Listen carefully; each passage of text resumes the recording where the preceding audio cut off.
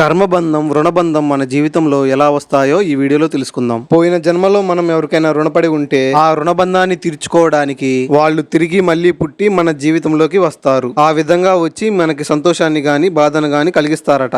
కాశీ నగరంలో ఒక బ్రాహ్మణుడు ఉండేవాడు. అతడు వేదాంగాలను చదువుకున్న జ్ఞానవంతుడు. అతనికున్న జ్ఞానం వల్ల ఆయన ఎవరికైనా రుణపడితే మళ్ళీ జన్మెత్తి ఆ రుణాన్ని తీర్చుకోవాల్సి వస్తుందని అతనికి తెలుసు. అందుకనే ఎవరైనా దానమిస్తే అసలు తీసుకునేవాడు కాదు. ఉన్న దాంట్లోనే సంతృప్తిగా జీవించే గుణం అతనిది. అదే కాశీ నగరంలో చెప్పులు కుట్టుకునే ఒక అతను ఉండేవాడు. ఆ చెప్పులు కుట్టుకునే అతనికి పిల్లలు లేరు. ఒకసారి ఆ చెప్పులు కుట్టుకునే ఆయన పుణ్యం కొద్ది పురుషుడు, దానం కొద్ది బిడ్డలు అని ఎవరో చెప్తుండగా విన్నాడు. అప్పుడు అతనికి ఆ బ్రాహ్మణుడు లాంటి మంచి గుణాలు కలిగిన కుమారుణ్ణి కనాలని కోరిక. కానీ ఆ బ్రాహ్మణునికి ఎవరు ఏమిచ్చినా తీసుకునే అలవాటు లేదు. ఆ చెప్పులు కుట్టుకునే ఆయన ఆ బ్రాహ్మణునికి ఎలాగైనా సేవ చేయాలని సంకల్పించాడు. ఆ బ్రాహ్మణునికి ఎప్పుడైనా సహాయం అవసరం అవుతుందేమో అని ప్రతిరోజు అతనిని గమనించేవాడు. అలా కొన్ని రోజులు గడిచాయి. వేసవి కాలం వచ్చింది. ఒక రోజు ఉదయం ఆ బ్రాహ్మణుడు ఒక పని మీద పక్క ఊరు బయలుదేరుతాడు. తిరిగి వచ్చే దారిలో అతని చెప్పులు తెగిపోతాయి. అసలే మిట్ట మధ్యాహ్నం కావడం వల్ల ఆ ఎండకి ఎక్కువ దూరం నడవలేక ఒక చెట్టు కింద సేద తీరుతాడు. ఇదంతా దూరం నుంచి గమనించిన చెప్పులు కుట్టుకునేవాడు ఆ బ్రాహ్మణునికి సహాయం చేసే అదృష్టం వచ్చిందని సంతోషించి అతను వెళ్లే మార్గంలో కొత్త చెప్పులను ఉంచుతాడు.